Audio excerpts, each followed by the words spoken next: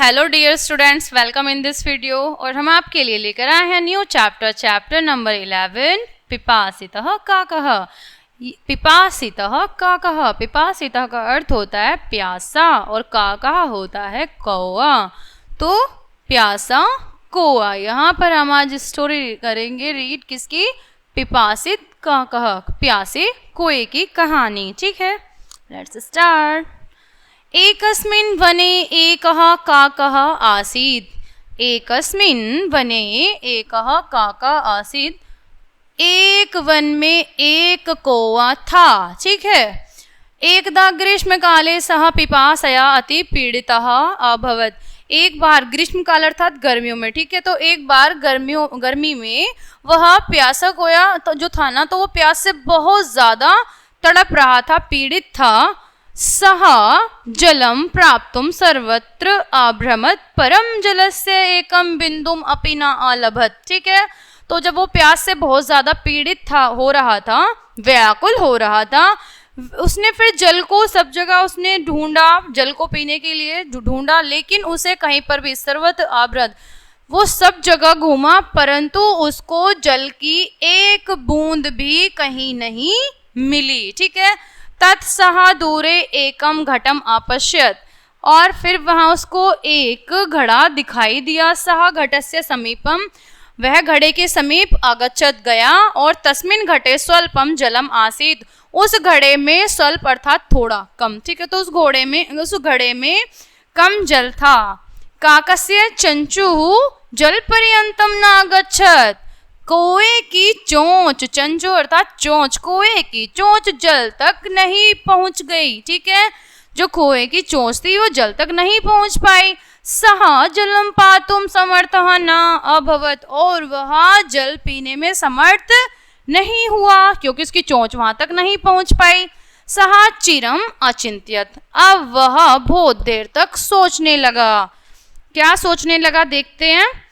तदा सः एकम उपायम विचार्याम, फिर उसको वहां जो था उसको सोचता रहा बहुत देर तक, फिर उसको एक उपाय सूझा, एक विचार आया, उसको एक उपाय सूझा। वह सः दूरात एकम एकम उपलम आन्यत, उसने दूर से एक एक करके कंकर, उपल मतलब कंकर, ठीक है, आन्यत लाया, और घड़े में आक्षिपत, और घड़े में डाला। दूर से एक एक कंकर लाया और घड़े में गिराया उसको।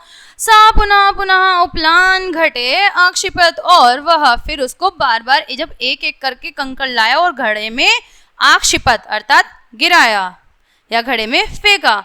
जलम घटे ऊपरी अगच्छत, जल का जो घड़े में जो जल था, घड़े का जल या घड़े में जल ऊपर आ गया। इत्थम का कहा आपिवत, अब इसको कौवे ने इस प्रकार जल पिया और आनंदित हुआ, आनंद का अनुभव किया। इस प्रकार कौवे ने जल पिया और आनंद का अनुभव किया। नेक्स्ट है स्वपरिश्रमेन, स्वपरिश्रमेन अर्थात खुद के परिश्रम से, खुद की मेहनत से। का कहा सफलः अभवत, कोया जो था वो कौवा सफल हुआ, खुद की मेहनत से वो कौवा सफल हुआ।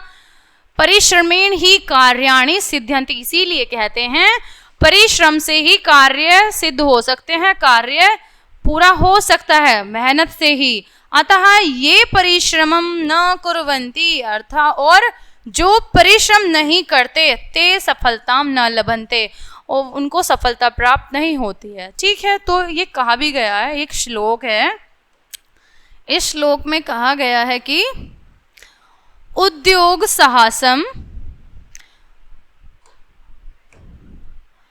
उद्योग साहसम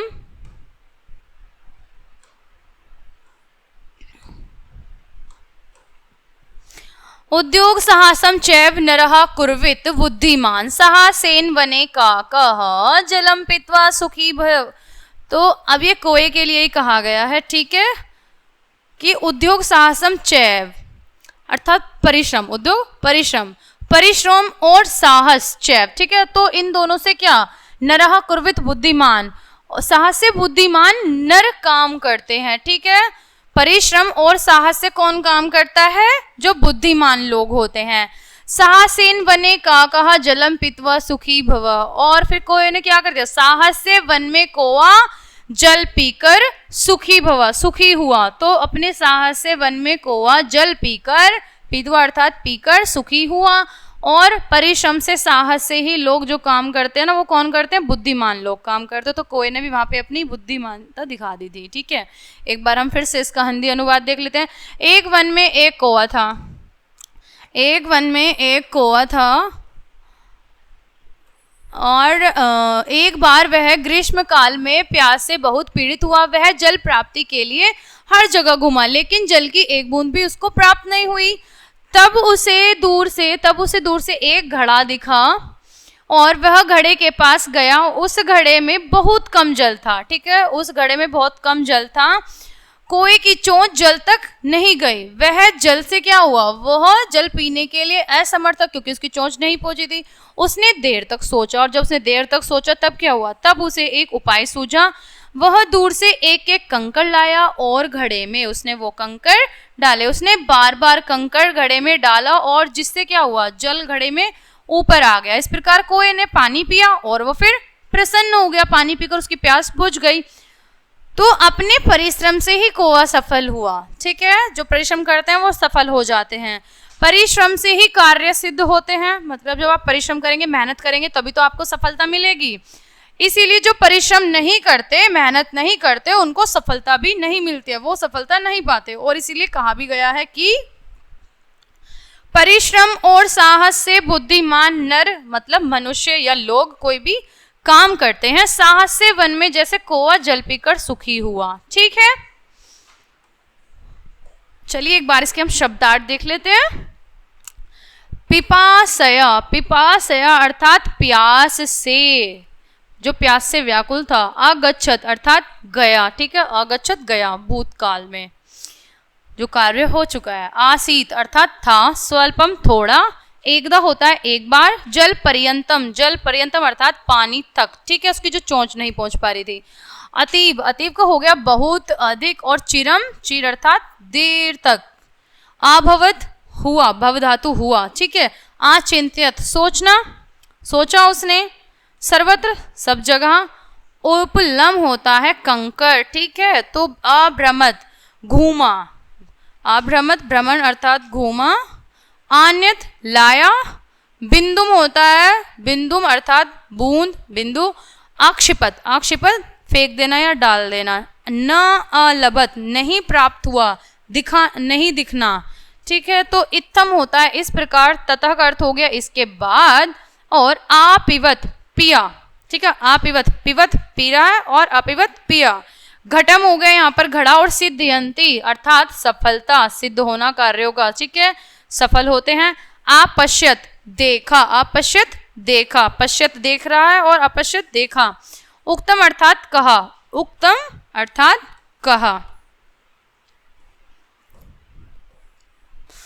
तो ये चैप्टर आपका पिपासिता कहा, प्यासे कौवे की कहानी यहाँ पर ही कंप्लीट होती है। तो आई होप आप सभी को समझ में आया होगा। तो मिलते हैं नेक्स्ट वीडियो में, तब तक के लिए बाय बाय।